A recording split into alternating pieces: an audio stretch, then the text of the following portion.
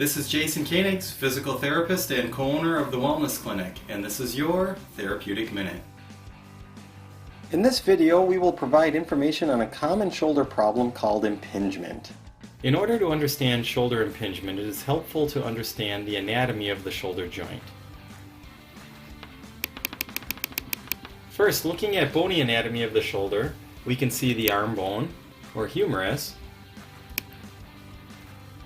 fitting into a socket on the shoulder blade, or scapula. Notice how a branch of the scapula, called the acromion, sits right on top of the head of the humerus. This effectively makes a small tunnel that rotator cuff muscles must pass through, as we will see momentarily.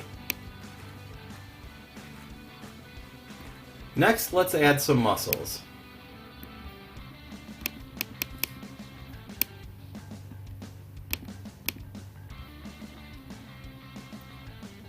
The rotator cuff is a series of 4 muscles that wrap around the head of the humerus. The primary job of the rotator cuff is to keep the arm properly positioned in the joint.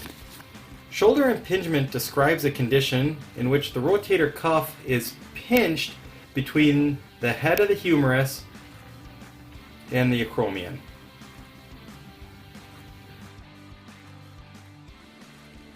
There are many causes to shoulder impingement. So-called primary impingement occurs when there is a sloping down of the acromion or bone spur that presses down into the rotator cuff. Secondary impingement occurs when other factors are contributing to the problem. If the rotator cuff becomes weak, it can allow excessive translation of the humerus into the acromion. Also, excessive laxity of the joint capsule or excessive motion restrictions can alter joint mechanics and cause impingement.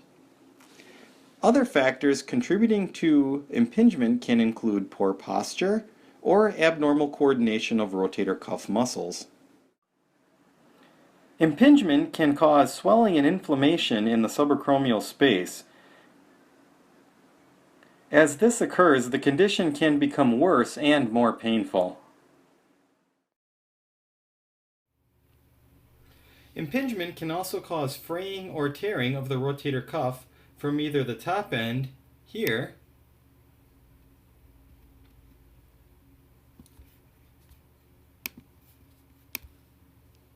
or on the bottom side or articular surface in this area.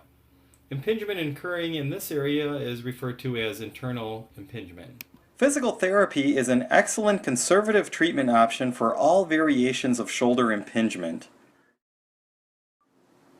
Treatment normally contains manual shoulder mobilization techniques and shoulder exercises that are specifically tailored to your specific problem and impairments.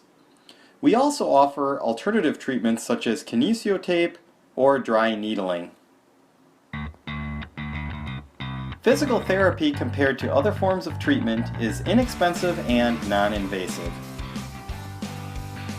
You will know if physical therapy is going to be an effective treatment in about 2 to 3 weeks, covering 4 to 6 sessions. If physical therapy is ineffective or not appropriate for your condition, we will let you know, and we can refer you to an orthopedic surgeon specializing in shoulder pain.